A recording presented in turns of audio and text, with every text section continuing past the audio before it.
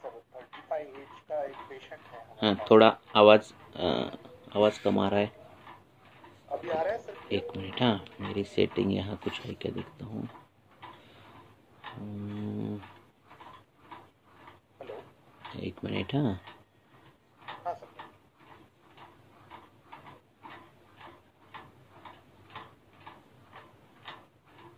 हम्म,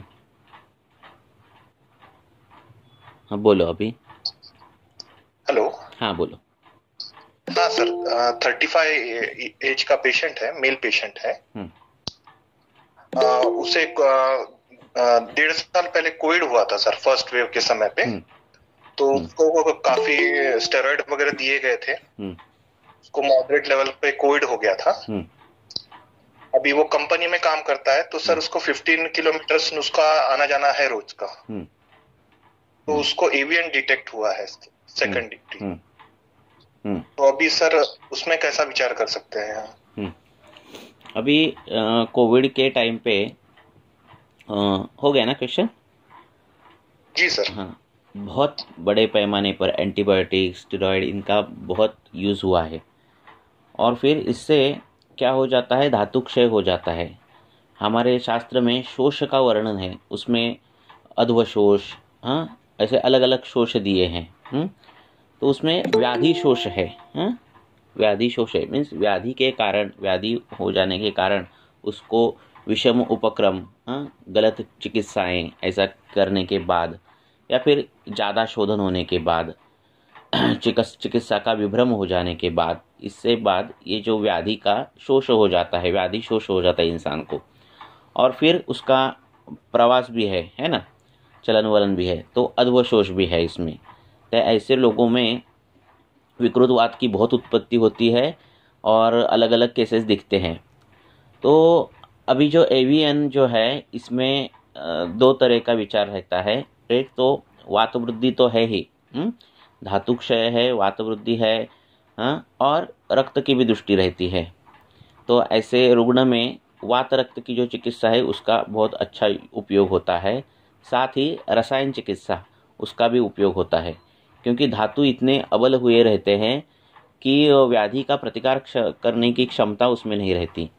तो एक सुबह रसायन सेवन और दोनों व्यानोदान काल में व्याधि की अवस्था देखकर वात रक्त में आई हुई कल्प, ऐसा विचार करके उसको अगर दे दिया जाए तो बहुत अच्छे रिजल्ट मिलते हैं। एवीएन में हम स्थानिक वहाँ रक्त मोक्षण करते हैं। हाँ, अमृतादि गुगुल का अच्छा उपयोग होता है। गुड़वेल जो है उसका जो फ्रेश गुड़वेल है, हाँ, उसका सिद्धक क्षीर, उसका बहुत अच्छा उपयोग होता है। हाँ, सुबह अगर उस गुड़वेल का सिद्धक क्षीर दे दिया तो रक्त धातु पर भी काम होता है, वात पर भी काम होता है, और उससे पेट भी अच्छी तरह से साफ होता है। तो ये ऐसे ट्रीटमेंट करने के बाद 1 महीने तक देखना कि क्या रिजल्ट मिलते हैं। 1 महीने तक अच्छे रिजल्ट मिले, हाँ, तो कंटिन्यू ट्रीटमेंट करनी है 6-7 महीने तक। अगर नहीं मिले और नेक्रोसिस बहुत हो गया है, वहाँ का ब्लड सप्लाई पूरा गया है, तो फिर ऑपरेटिव हो जाती है। पर अच्छे खासे जो केसेस है वो रिवर्स प्रोग्नोसिस में जाते हैं, संप्राप्ति भंग होती है। खाली हमें धातुओं का बल बढ़ाना रहता है, रसायन सेवन करना रहता है, व्याधि प्रतिनिक औषधियों का अच्छे तरीके से मैनेज करना पड़ता है, तब पेशेंट ठीक हो जाता है। खान पान में पाक कर आहार विहार जो कुछ है, रक्त पित्त प्रकोप का आहार विहार जो है वो सब बंद करना रहता है। दधि सेवन या फिर कुलत्थ सेवन, जो जो तीक्ष्ण है उष्ण है वो सब बंद करना रहता है। नित्य आम पाचन करना रहता है। वातानुलोमन का कार्य नित्य करना पड़ता है। ऐसे सभी चीज़ें एंगल से अगर वो देखे तो एवियन के केसेस अच्छे तरह से रिकवर हो जाते हैं। ठीक है। तो कारण देखना कि व्याधि शोष है और अध्वशोष भी है इसमें, हाँ, उसका चलना फिरना भी बहुत है, ये भी ज़्यादा है, प्रवास। तो ये दोनों का विचार करके वात की वृद्धि और अनुबंध कौन सा है, रक्त है, तो उसके हिसाब से ट्रीटमेंट अगर कर दिए जाए तो रिजल्ट अच्छे मिलते हैं एवियन में। ठीक है। जी सर, धन्यवाद। मुख्यतः जो है वो मैं जो देता हूँ पेशेंट के, मैं जो गुड़वेल जो है, हाँ, वो फ्रेश गुड़वेल ही लाता हूँ, और एक तो पेशेंट को बोलता हूँ कि ऐसी गुड़वेल मिलती है क्या, देखो तो आपके आसपास, नहीं तो मैं ही खुद लाकर उसको देता हूँ। और उसका कांड लेकर दूध में डालकर, पानी डालकर, उबाल कर अमृता सिद्ध क्षीर ऐसे उसने अगर पी लिया तो ये साक्षात रसायन का काम करती है, रक्त को शुद्ध करने वाली, वात का शमन करने वाली, रीजनरेशन जिसमें ताकत है, ऐसी अमृतवत अमृता जो है वो बहुत अच्छा काम करती है एवियन में। हाँ, तो उसका प्रयोग मैं ज़्यादा करता हूँ, उसके रिजल्ट भी मिलते हैं अच्छे तरह से। और इसका प्रयोग वाग्भटाचार्य ने भी बोला है वात व्याधि में। तो कुछ अलग नहीं है ये। ठीक है जी सर, धन्यवाद।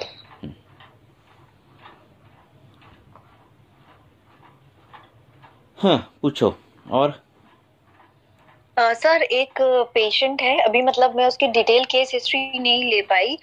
वो एक्चुअली फीवर के लिए आई थी आज मेरे पास, पर उसने ये बताया कि मतलब उसको कंसीव करने में भी मतलब थ्रू ट्रीटमेंट ही कंसीव हुआ था, 5 साल लग गए थे।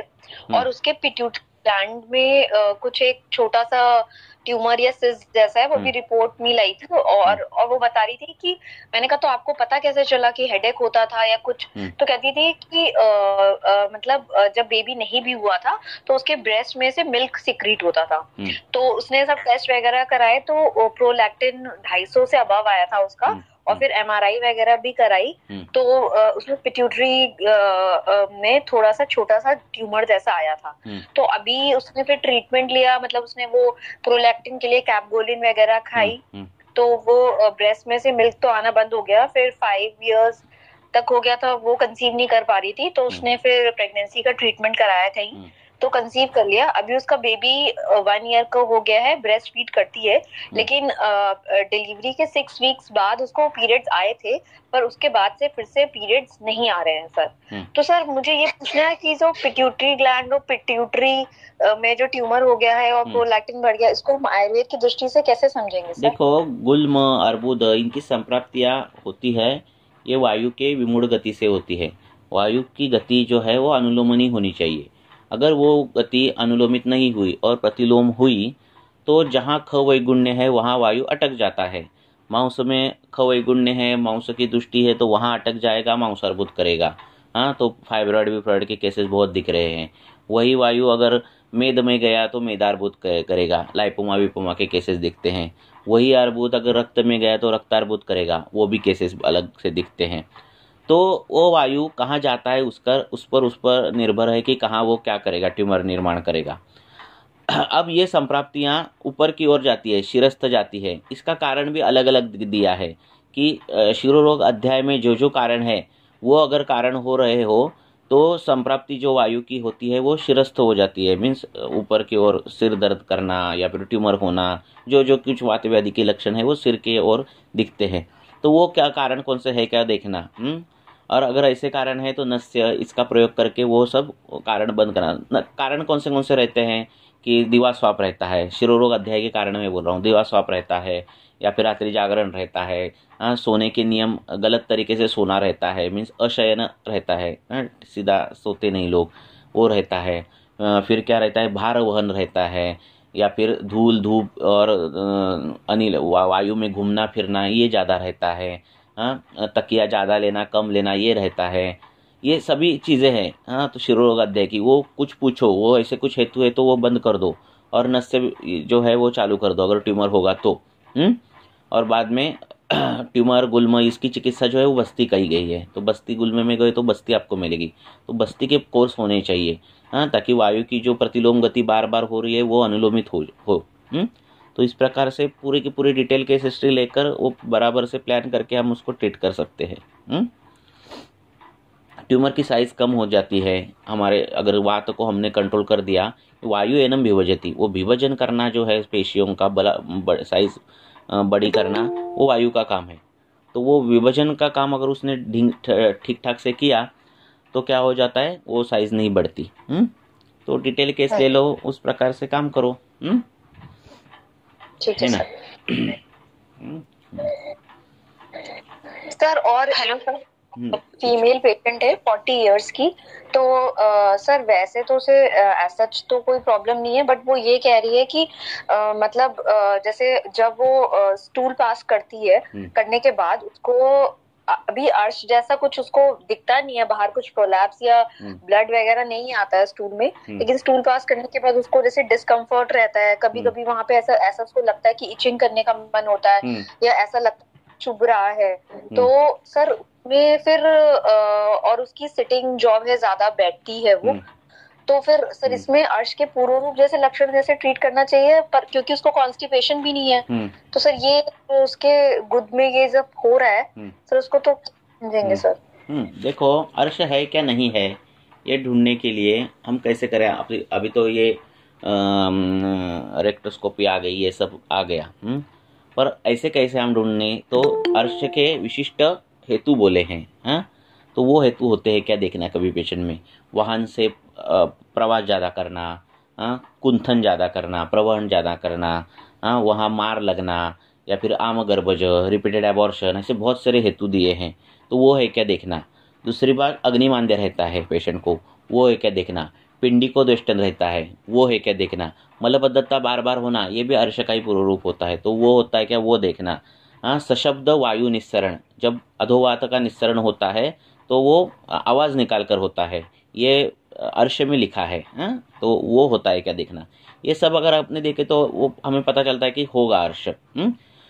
तो अगर नहीं भी होगा और ऐसी अगर संप्राप्ति हो तो हम अर्श की अगर चिकित्सा भी दे तो भी गलत कुछ नहीं होता। क्यों? क्योंकि अर्श की चिकित्सा जो है वो अग्निदीपन, वातानुलोमन, मांस की दृष्टि दूर करना, यही है जो कि ट्रीटमेंट उसमें लागू हो जाती है।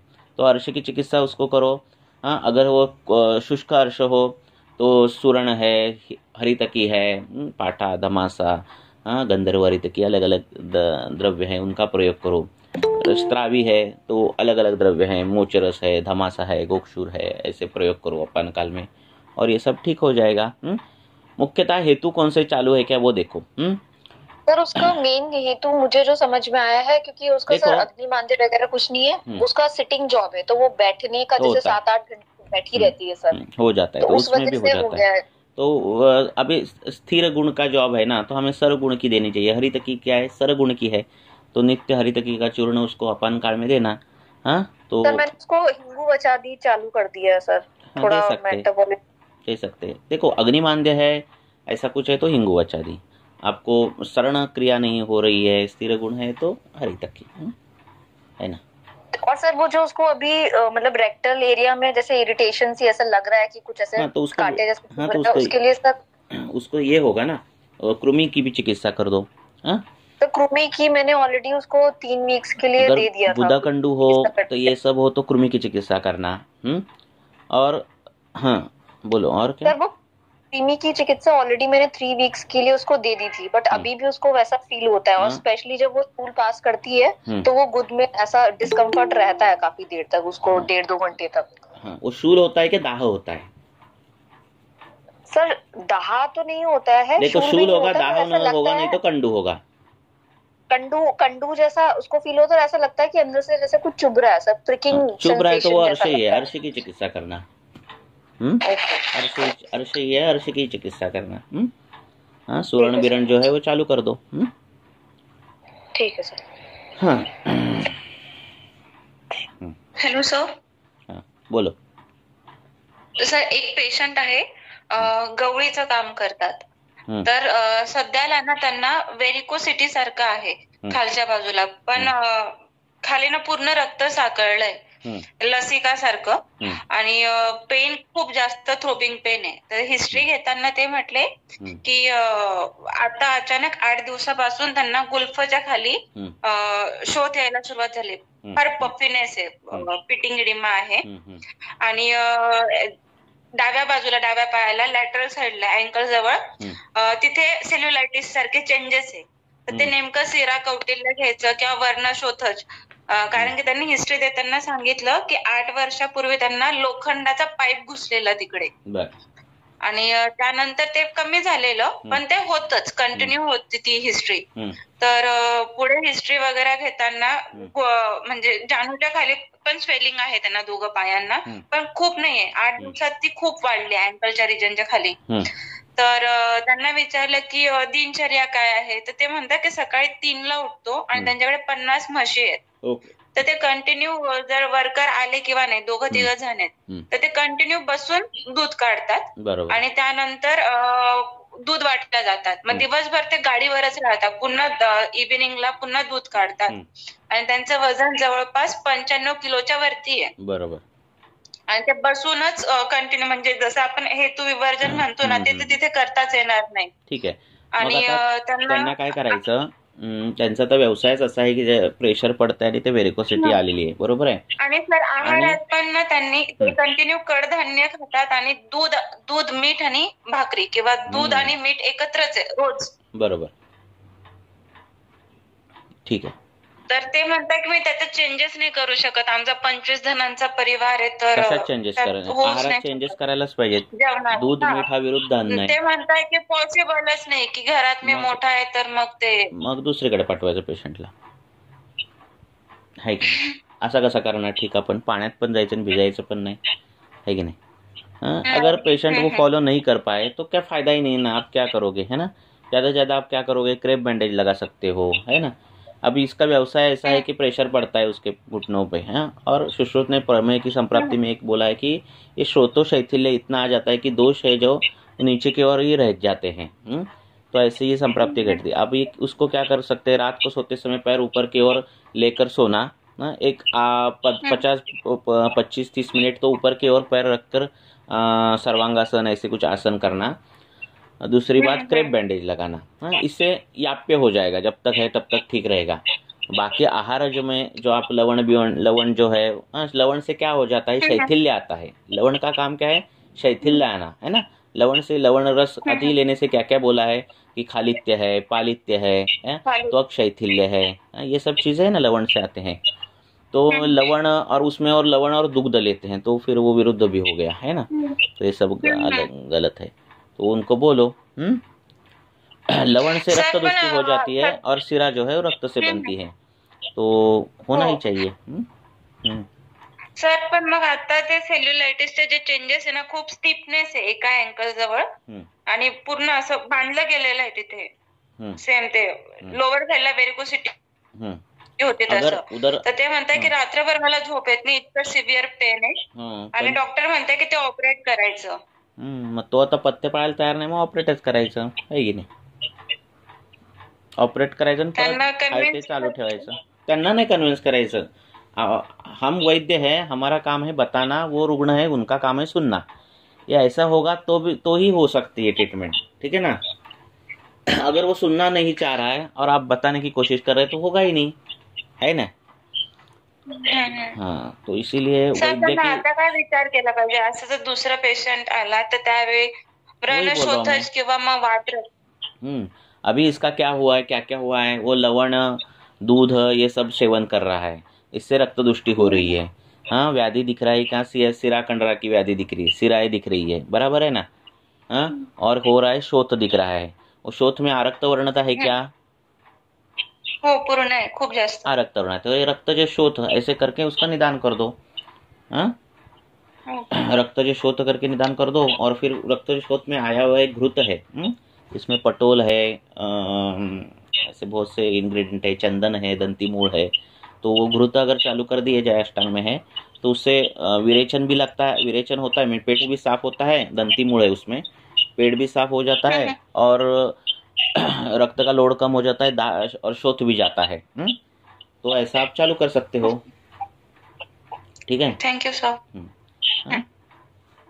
क्षतजन्य शोफ, ऐसा अगर हमने निदान कर दिया, जिसको उसको लगा था ना पहले कुछ, तो हाँ, 8 वर्षापूर्वी तो क्षतजन्य क्षोभ अगर उसका निदान हमने कर दिया तो हमें रक्तमोक्षण करना चाहिए पहले, और उसके बाद शीत द्रव्यों से सिद्ध किए हुए घृत, इन घृतों का अभ्यंतर सेवन और बाह्य लेपन, ऐसे दोनों करना चाहिए। सर तिथे जर सिरा भेटत नसेल जवळची तर मग जलोका वज्रण वगैरे चालेल. जलोका नाही करायचं. अवघाड रक्त आहे तिथे जलोका नाही करायचं. जलोका नाही करायचं. आगे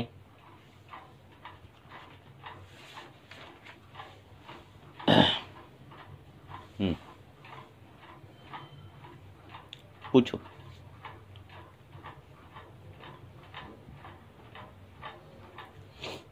सर त्यानंतर ती एक केस मी विचारलेली की एक फिमेल 22 वर्षाची 1.5 वर्ष झालेले तिच्या मॅरिड लाईफला. तर तिला वर्षातून फक्त एकदा किंवा दुसऱ्यांदा पिरियड्स येतात आणि सामता म्हणता येईल कारण की ती खूप जास्तच पाणी पिते. दर 10 मिनिटाला पाण्याचा इंटेक आहे. तर त्या आणि USG मध्ये युटेरस छोटस दाखवलेलं आहे आणि आता सध्याला तिथे कंटिन्यू स्ट्रेस वगैरे आहे. तर तिथे मग ते रसगत रक्तगत म्हणजे विचार कसा करायचा की सुरुवात तिथे कशी असेल. टाकलेली काय ग्रुपवर मी सांगितलेले काय? नाही मी तुम्हाला पर्सनलला टाकलेली सर. तुम्ही मला रिप्लाय अपान काळी पथ्य आणि जिरक सांगितलेलं रसपाचक. पण तिथे विचार रसगत म्हणजे पहला हमें पहले क्या दिख रहा है उस केस में? पहला आम निर्मिति दिख रही है ना. तो पहले तो पाचन होना चाहिए, रस धातु अच्छा होना चाहिए. और साइड बाय साइड हमें क्या दिख रहा है उसका केस में? क्या थी? रज प्रवर्तन नहीं था, अनुलोमन हो नहीं रहा था ढंग से, है ना. तो हरित की जो है वो मल में रहा आम जो उसका बहुत बढ़ रहा है. हाँ, आपने केस डाली थी वो बराबर. तो उसमें अध्ययन भी था, ऐसा कुछ तो था ना केस में. तो ये अधिक पानी अत्यंबुपान था. तो ये सब था उसमें. तो हमने क्या किया? रस का पाचन किया और फिर मल का भी पाचन किया और फिर गर्भाशय का शोधन करने के लिए जीरक दिया, है ना. तो जीरक जो है सिंपल द्रव्य है जो हम नहीं यूज करते. जीरक की पाउडर मिलती भी है. तो वो गर्भाशय शोधन करता है अच्छी तरह से अनुलोम करके. तो कफावृत्त अपान, आमावृत्त अपान ऐसी संप्राप्तियां जो है कफावृत्त रज, आमावृत्त रज ऐसी जो संप्राप्ति है वो ठीक कर सकता है. अभी उसका गर्भाशय की साइज ही कम है, वो हम नहीं बढ़ा सकते. पर एटलीस्ट जो कुछ क्रिया है फिजियोलॉजी जो है वो हम शरीर क्रिया है उसमें अगर कुछ गलत हो रहा है तो हम कर सकते हैं. तो हमारे हाथ में क्या है? पहले अभी आम पाचन है और वातानुलोमन है. रस में गया हुआ आम भी हमें पाचन करना है, मल तक गया हुआ आम भी पाचन करना है और साथ में गर्भाशय शोधन भी करना है. ऐसे सभी एट अ टाइम करना है. इसलिए रस पाचक जो दिए व्यानोदान दिए और जीरक और हरित की दिए वो अपान काळ में दिए, है ना. ऐसा दिया है ना सर. ते म्हणजे अवयव दृष्टीमुळे आता तिला मेन्सेस नाही आहे कारण की ती म्हणते की म्हणजे तिच्या अवयव दृष्टीमुळे नसतील ना, पण आता तिची दिनचर्या पण चुकीची आहेच ना. आपल्याला काय फक्त सिर्फ मेन्सेस ही लाने बाकी शरीर का कुछ भी होने दो ऐसा नहीं है ना. अभी के जो हेतु चालू है कन्सीव्ह होण्याची भीती आहे की कन्सीव्ह होणार नाही तिला असं, त्यामुळे इनलॉस तिला नाही म्हणताय. कन्सीव्ह होना बहुत बात की बात है. अभी जो है वो बहुत बड़ी तकलीफें हैं कि उसकी दिनचर्या गलत है. तो वो ठीक होनी चाहिए. एटलीस्ट उसका रस धातु अच्छा होना चाहिए, मल अच्छा होना चाहिए, और जो गर्भाशय है उसका शोधन होना चाहिए. एटलीस्ट इतना पहले होने दो, बाद में आगे का सोचेंगे. बराबर है ना.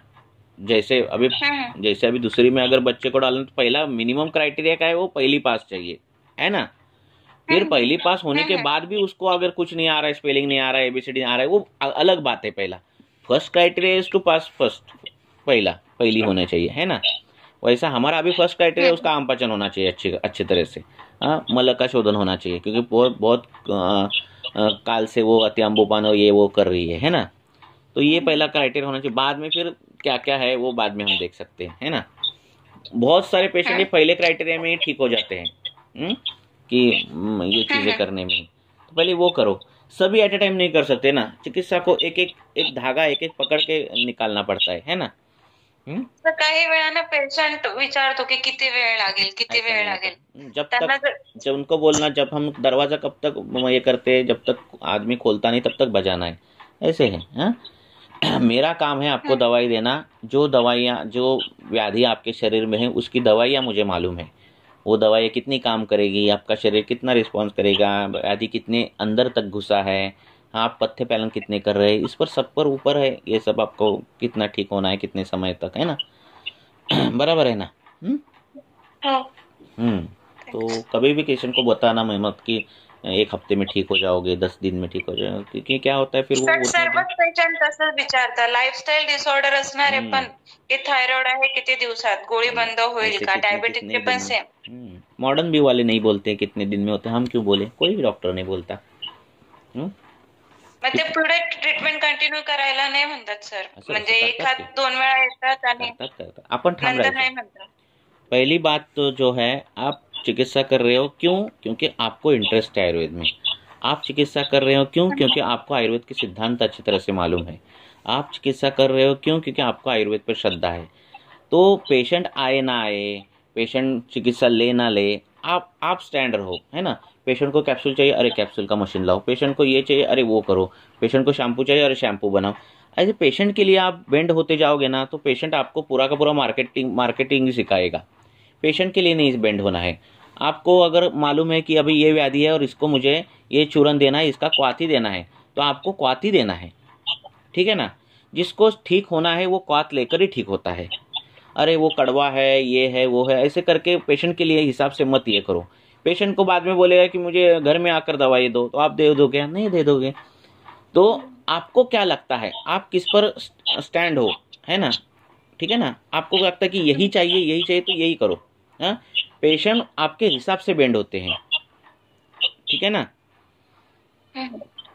बराबर है ना। तो ऐसा होता नहीं। हाँ, अभी अगर प्रैक्टिस के पहले दिन हो ना, तो आपको लगता है अरे पेशेंट नहीं सुनता। एक बार आपकी आदत लग गई ना पेशेंट को कि ये डॉक्टर ही नहीं हमारे सुनता, उसका ही सुनना पड़ता है, तो पेशेंट जो आते हैं वो सुनने वाले ही आते हैं आपके पास, ऑटोमेटिक फिल्टर करके आते हैं, ठीक है ना। ये क्वेश्चन बाद में पढ़ते ही नहीं। सर आणि बऱ्याच वेळा पेशंट येतात, म्हणजे जसं की प्रमेहाचे आता म्हणजे जे डायबेटिक घेऊन येतात की आम्हाला आहे, पण त्यांना प्रमेहाचे सिम्पटम काहीच नाहीये, काहीच नसतात, पण ते तरी म्हणतात की आम्ही रोज 2 वेळा ग्लिमी वगैरे घेतो, तर तुम्ही ही गोळी सोडवून द्या। सोडवणार तर सर जर तसं नाहीच आहे काही, म्हणजे प्रमेहाचे लक्षणच नाहीये, फक्त रक्तगत ते म्हणतात जसे साखर वाढली रक्तातली, बस तेवढंच आहे, तर ती गोळी लगेच कशी बंद, म्हणजे त्यावेळी ना काय विचार केला, म्हणजे प्रमेहाच विचार केला पाहिजे की रक्तगत दृष्टी म्हणून। डायबिटीज जो है विषय, डायबिटीज जो है वो रक्त की शर्करा है, हमारा प्रमेह जो है वो मूत्र की व्याधि है, दोनों अलग अलग है। पहली बात तो मूत्र में मधुरता हमारे प्रमेह के 2-3 प्रकार है, शीतमेह है, इक्षुमेह है, इसमें वर्णित है, पर रक्त में जो मधुरता है वो वर्णित नहीं है हमारे प्रमेह में, ठीक है। अब जो हमें प्रमेह हमारे पास आता है वो उसका शुगर टेस्ट करने के बाद रक्त में कुछ केमिस्ट्री उसकी चेंज है, मीन्स शुगर है उसमें, ऐसा ही इसलिए वो आता है। तो हमें रक्त का विचार अगर हमने कर दिया तो हमें रक्त धातु पर काम करना पड़ता है, पर रक्त अच्छा होने के लिए रस अच्छा होना चाहिए, ठीक है ना। हाँ, ताकि आगे रक्त अच्छा होता है।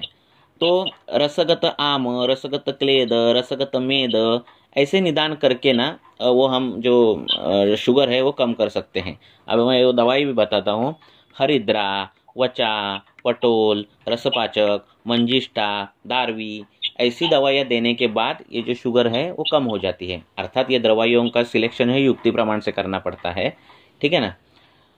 तो ऐसी दवाई देने के बाद ये सब कवर हो जाता है। साथ ही कब शुगर बढ़ गई, उसके समय क्या हुआ था, हाँ, मानसिक आघात हुआ था, ऐसे लक्षण कभी कभी मिलते हैं, अलग अलग मिलते हैं, कोई व्याधि हुआ था वो मिलता है, तो वो उसका भी विचार कर सोचना पड़ता है ये ट्रीटमेंट में।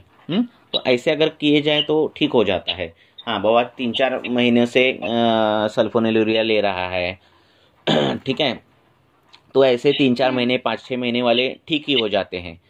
1-1, 2-2 साल जो ले रहा होता है तो वो जल्दी से नहीं ठीक हो जाते। तो टेपरिंग डोज से धीरे धीरे दवाई कम करके शुगर लेवल हम कम कर सकते हैं। ठीक है, थैंक यू सर। एलोपैथी के रेडियोलॉजिकल जो कुछ फाइंडिंग हो या फिर ब्लड के मार्कर्स हो, जो भी हो, वो गलत नहीं होते, वो भी अच्छे ही है उनके नज़रिए से। हमारा जो देखने का तरीका है वो आयुर्वेदीय चाहिए। उस पर हम क्या कर रहे हैं, आयुर्वेदीय ये जो है वो आधुनिक वैद्य इससे सोचते हैं, ऐसा मत सोचो। उनके मार्कर को आयुर्वेद तरीके से अगर सोचोगे तो बहुत सी जो है सॉल्यूशन निकलते हैं। तो इस प्रकार के सोचना चाहिए। हमारा जो बेस है ना विचारों का, वो आयुर्वेदीय चाहिए, ठीक है। दुर्भाग्यवश से क्या हो जाता है, 11th 12th और हमारा BMS का कॉलेज का जो सिलेबस, ये सब जो बेस है हमारा, वो एनाटॉमी, बीडीजोरेसिया, फिजियोलॉजी, ऐसा बेस हमारा बना रहता है, और उस पर हम आयुर्वेद का जो है वो ऊपर की बिल्डिंग जो है वो बनाते हैं, तो वो गलत हो जाता है। और नीचे का जो बेस है ना वो आयुर्वेदीय चाहिए, और तो उसके लिए ब्रेन तैयार करना पड़ता है, बार बार ग्रंथ वाचन करके पहले के जो कंसेप्ट है, जो मॉडर्न के कंसेप्ट हमारे दिमाग में जो घुसे पड़े रहते हैं, उसको निकालने के लिए आयुर्वेदिक कंसेप्ट को बार बार पढ़ना पड़ता है। तब हमारी जो बिल्डिंग है आयुर्वेदीय विचारों की तो बनती है। तब कोई भी पेशेंट आपके सामने कुछ भी लेकर आया, रिपोर्ट अनुक्त व्याधि हो, कुछ भी हो, तो हमारा जो दिमाग है उसको हमारे तरीके से देखने लगता है। हमारा दिमाग उसको दोषों के तरीके से, धातुओं के तरीके से देखने लगता है, हमारे सिद्धांतों के आधार पर वो देखने लगता है, और फिर हमें जो सॉल्यूशन है वो मिलते हैं। तो उसके लिए वो दिमाग तैयार करो, ठीक है, बार बार पढ़ के ऐसे। क्या किस बारे में चल रहा था ये? हाँ, डायबिटीज के बारे में, ऐसा, ठीक है। हाँ, और हेलो सर। बोलो। Sir 25 years old female patient है एक। सर उनको हमेशा कान में थोड़ा ईयर क्लीन करने की आदत है बचपन से, थोड़ी ईयरबड्स डाल के या वो शलाका डाल के। तो ऐसा कुछ प्रॉब्लम नहीं होता है, लेकिन उनको लास्ट 1 मंथ से सर थोड़ा ऐसे रिंगिंग सेंसेशन हो रहा है, कर्णकश्वेट के जैसे। और जब वो फ्लाइट से वगैरह जाते हैं तो एकदम उनका ईयर ब्लॉक हो जाता है सर, दोनों। ऐसे लगता है कि बस अब फट जाएगा और वहां से खून निकलेगा, इतना ज्यादा वो ब्लॉक हो जाता है। और उनको अभी भी थोड़ा 1-2 दिन के बाद धीरे धीरे ईयरबड डाल के, कुछ भी मतलब वैक्स नहीं है उनके कान में और कुछ इन्फेक्शन भी नहीं है सर, लेकिन बार बार वो ईयरबड डालने की उनको आदत है।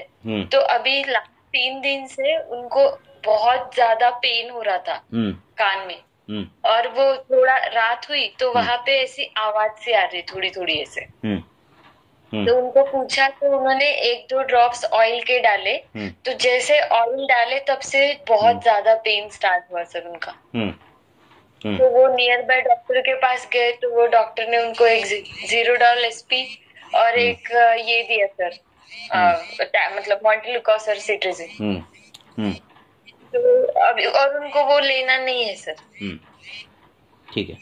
तो सर बोलो। उनको कैसे, मतलब सर अगर वो कर्णशूल वातवादी सोचा जाए तो नॉर्मल तो बहुत सारे तेल और दशमूल घनवटी और दशमूल अरिष्ट ये दे सकते सर, मतलब अगर वात के हिसाब से सोचे। और बुक में मैंने पढ़ा तो हमेशा वो घृतपान, रसायन और मतलब व्यायाम कम करना और ज्यादा हवा में नहीं जाना, ये पथ्य बता सकते हैं। लेकिन उनको अभी इंस्टेंट सर पेन रिलीव करने के लिए, और हाँ वो अगर स्टीम लेते तो उतने टाइम के लिए उनको अच्छा लगता है, कुछ गर्म करते या स्टीम लेते तो अच्छा लगता है, लेकिन सर पेन बहुत हो रहा है उनको। बाकी कान से पानी नहीं निकलता ना? नहीं, कुछ नहीं सर, कुछ भी नहीं। अब सुनो, जो कर्ण है उसमें जो ये जो है कर्ण, ये आकाश महाभूत का अवयव है। अवयव है, हाँ सर। हाँ, जब जो वात के लक्षण जहाँ जहाँ शास्त्र में आए हैं, उसका लास्ट का सिम्टम कर्ण है, कर्णक्षवेड है, कर्णनाद है, चाहे वो वृश्चिक विष हो, चाहे वो ग्रहणी हो, चाहे अलग अलग वात व्याधि हो, हाँ अलग अलग है। हाँ, तो ये जो वात है, ये जो कर्ण है, इसमें मांस का मल जो है वो सिक्रेट होता है, स्त्राव हो जाता है। जो खमल है वो मांस का मल है, और ये इतना स्निग्ध है, बहुत स्निग्ध है और उग्र है, और ये वात का शमन करने के लिए काफी है वहाँ।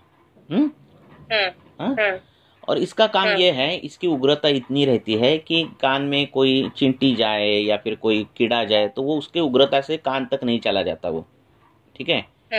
हाँ, तो वो पीछे घूम जाता है, तो वो रक्षण करता है ये कान की, और उसका जो स्निग्ध गुण से क्या हो जाता है, वात प्रकोप नहीं होता। फिर भी हमें कान में नित्य कर्ण पूरण करने के लिए बोला है। अगर अभ्यंग भी कर नहीं सकते आप तो नित्य कर्ण पूरण तो करो, एटलीस्ट कर्ण पूरण तो करो, ऐसे बोला है। हाँ, ताकि वहाँ का वात प्रकोप है वो कम हो जाए। तो ये कोई करता नहीं।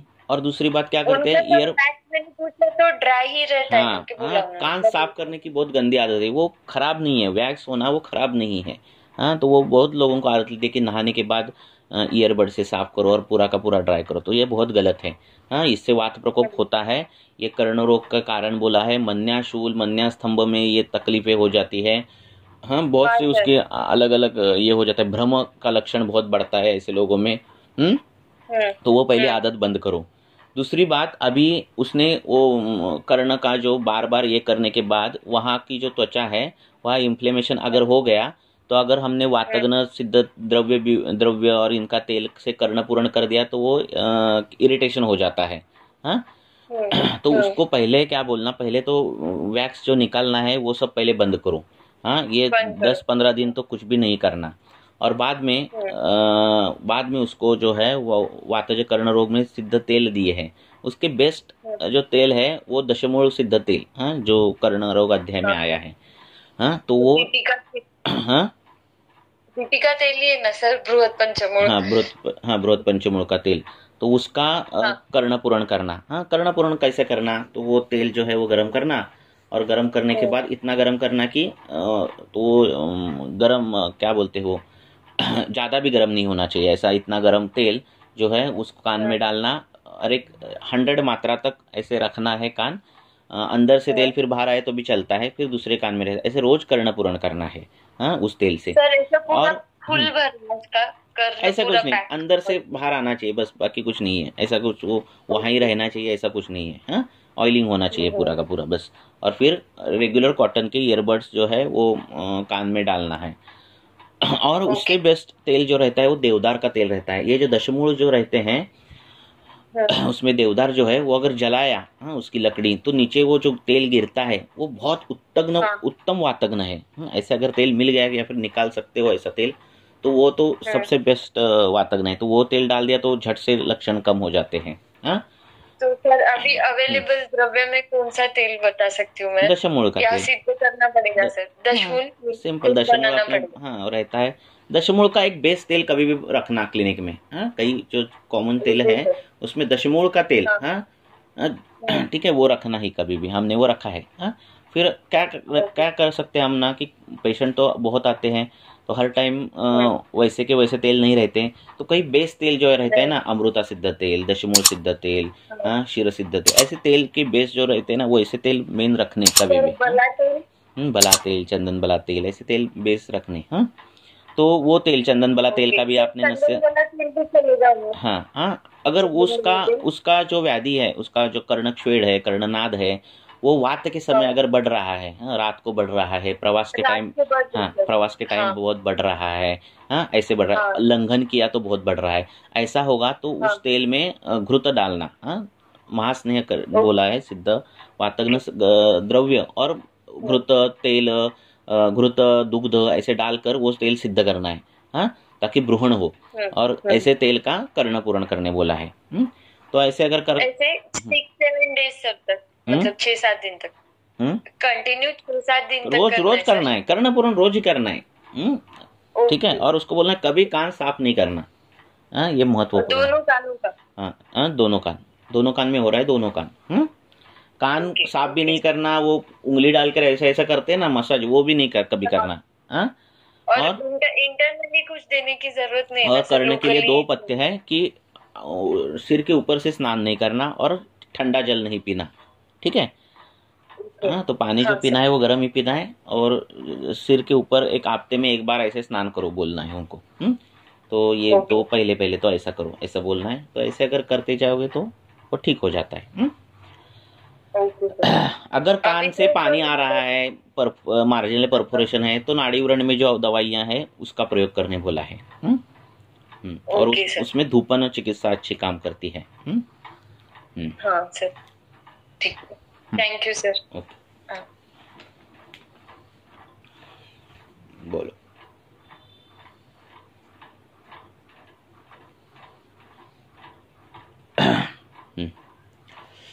और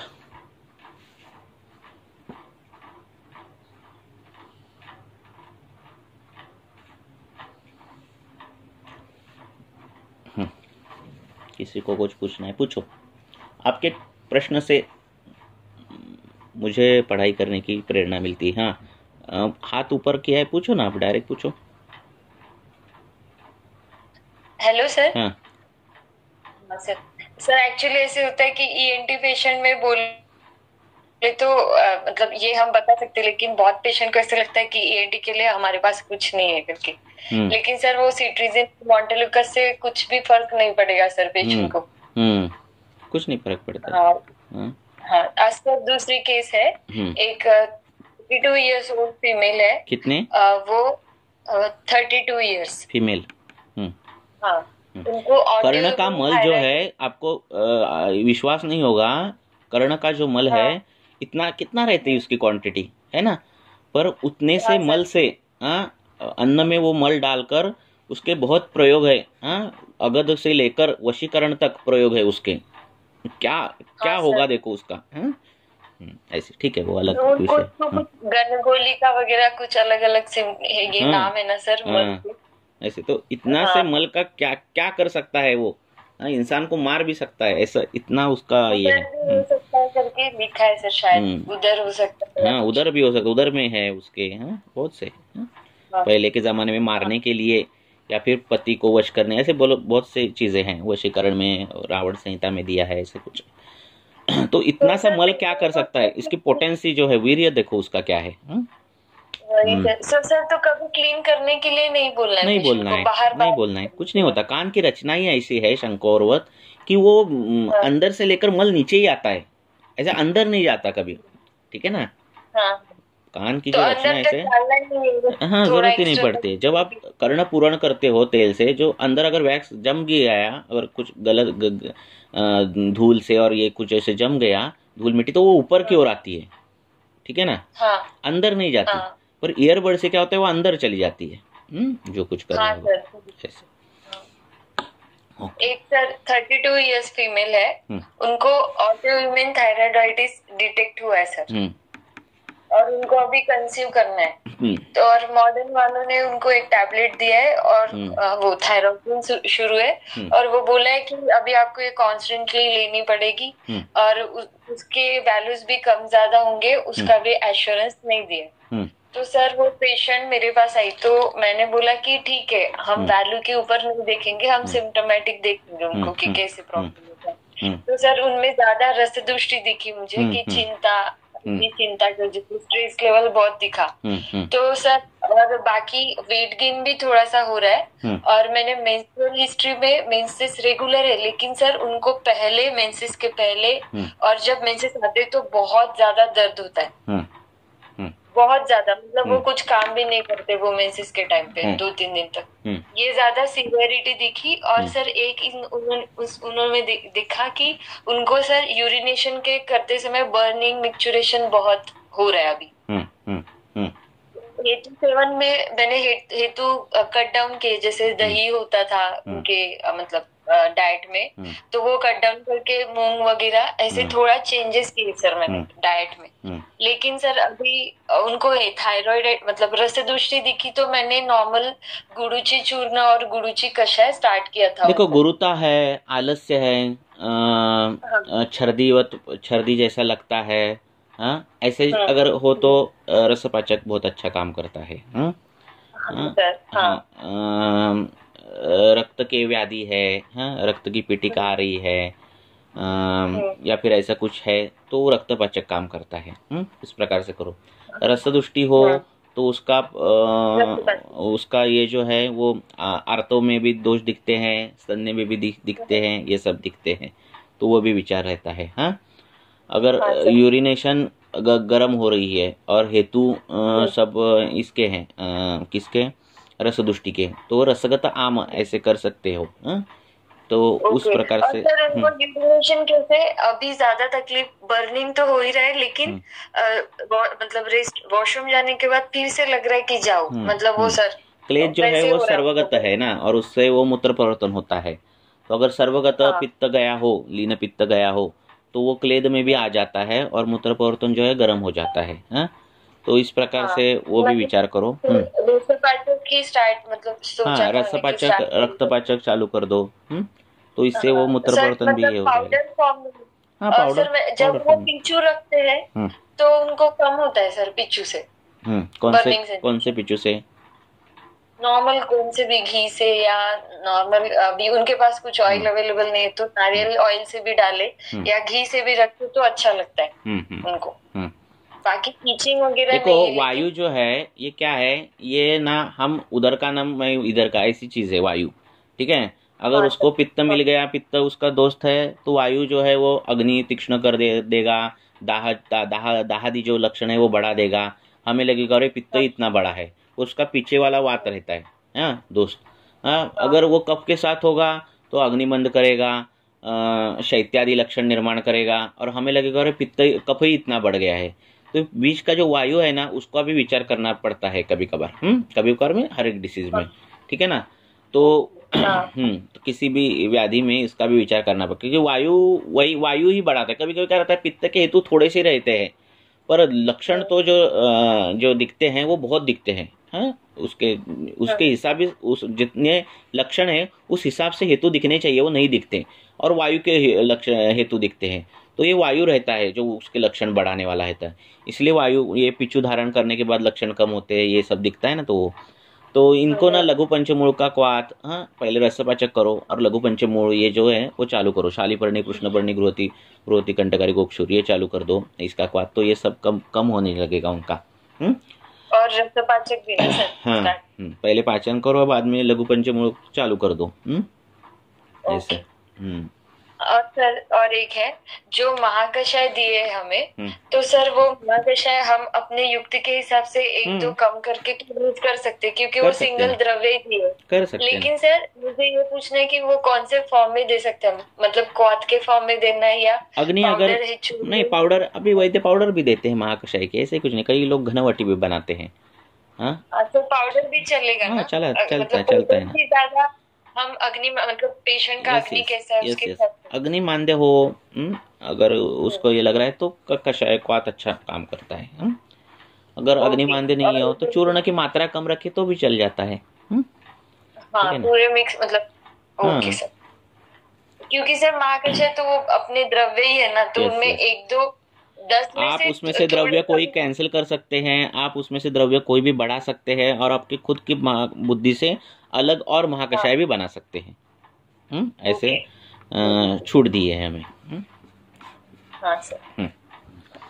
ओके सर, एखाद्याला जर खूपच नेहमी स्राव असतील कानात किंवा जास्त ऐकलं किंवा काय कंटिन्युअस ओलेपणा असेल कानात, तर त्यावेळी बड यूज करतात पेशंट, त्यावेळी त्यांना बरं वाटतं। हा, ते वरवरचं स्त्राव जो आहे तो तेवढाच पुसला की बरं वाटतं।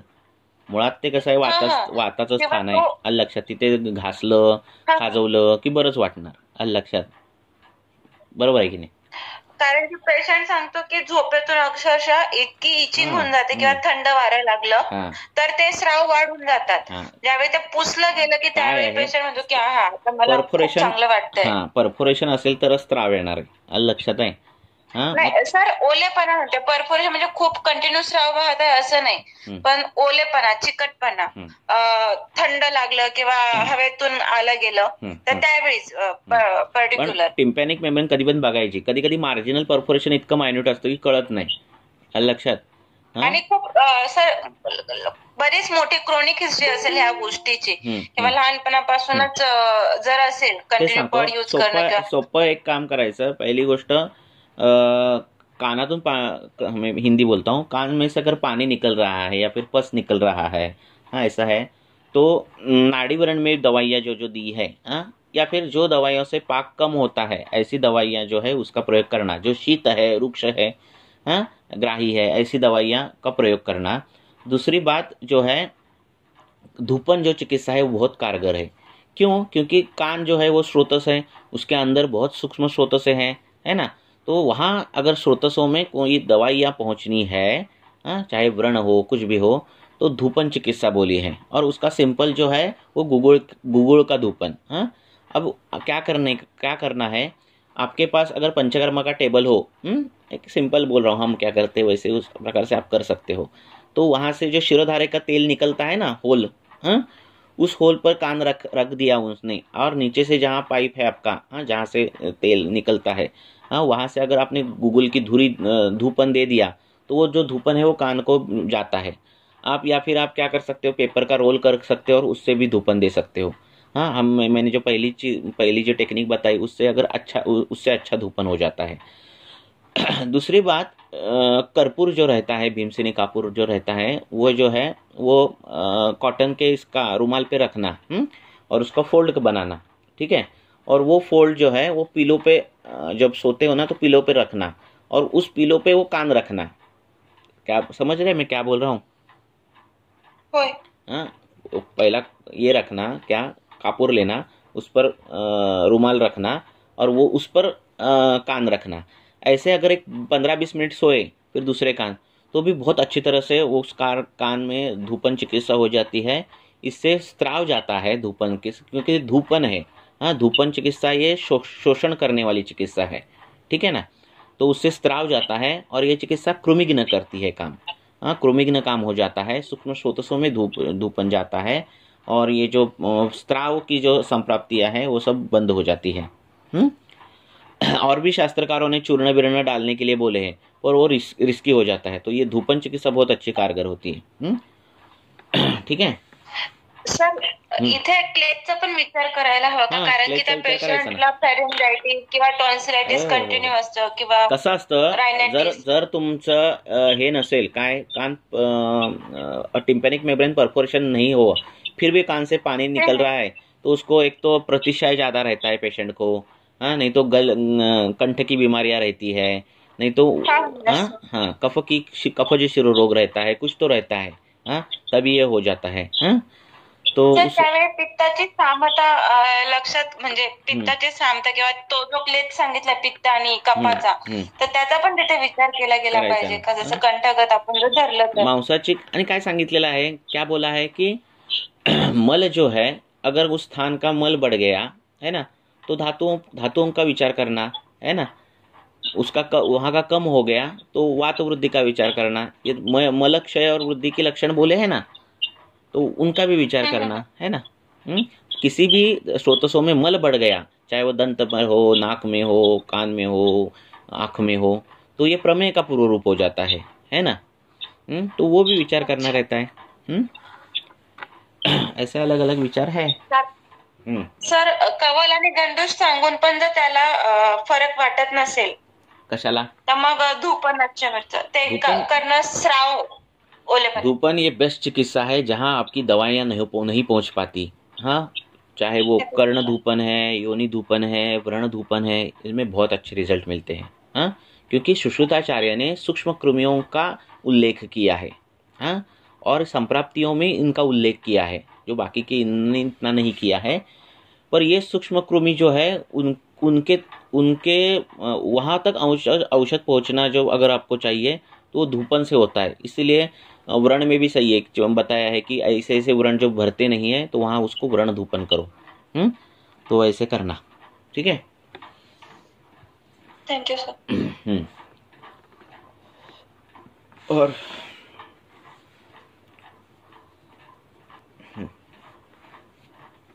बाकी कर्णनाद, कर्णक्षेड़, उसको वातज कर्ण रोग की चिकित्सा करने बोले हैं। हाँ, अगर सबसे बेस्ट ऑयल उसके लिए तो जो है वो सरसप तेल बोला है, इसको कर्णनाद को। तो सरसप तेल में सिद्ध किए हुए कुछ ऑयल व्हील है जो वो दे सकते हो। ओके, आगे 10 बज गए, एक क्वेश्चन लेंगे और रुकेंगे। पूछो।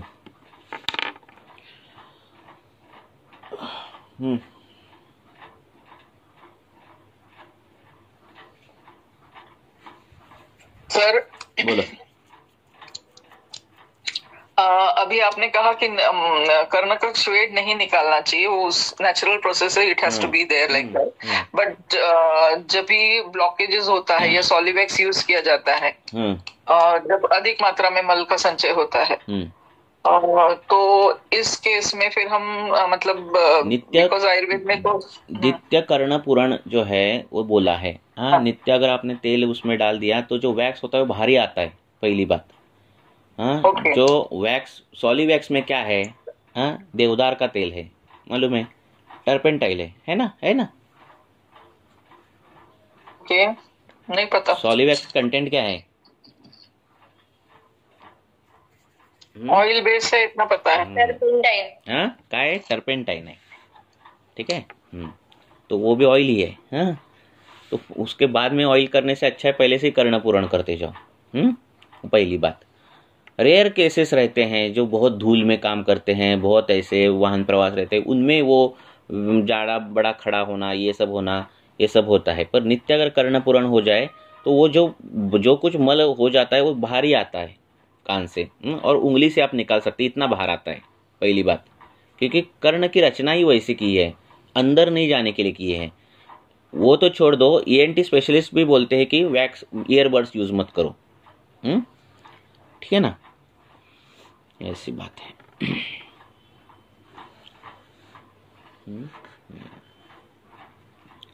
और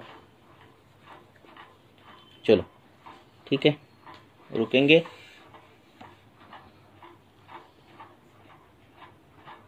हो गया प्रश्न खत्म? सर, धन्वंतरी तेल से ब्रीच प्रेजेंटेशन पॉजिटिव मतलब नॉर्मल हो सकता है क्या? किससे? धन्वंतरी तेल का बस्ती देने से? नहीं, बस ऐसे ये प्रश्न ही ऐसा ये है, किस अवस्था में दे रहे हो, क्या है, उसके ऊपर है। ये प्रेजेंटेशन जो है, बच्चा कैसा रहना चाहिए, अभिग्नो अभिमुखो शेते, ऐसे बोला है ना उसका प्रेजेंटेशन। हाँ, तो ये जो है वो मैन्युअली करने की चीज़ रहती है। अब बस्ती से क्या होता है, वायु का अनुलोमन हो जाता है। हाँ, तो होने के चांसेस ज़्यादा रहते हैं। उसकी बच्चे की जो मूवमेंट है वो होने के चांसेस ज़्यादा रहते हैं। हाँ, तो हो सकता है, होता ही है ऐसा नहीं है। अच्छा, होने के चांसेस ज़्यादा रहते हैं, पर ये मैनुअल करने की चीज़ है ना।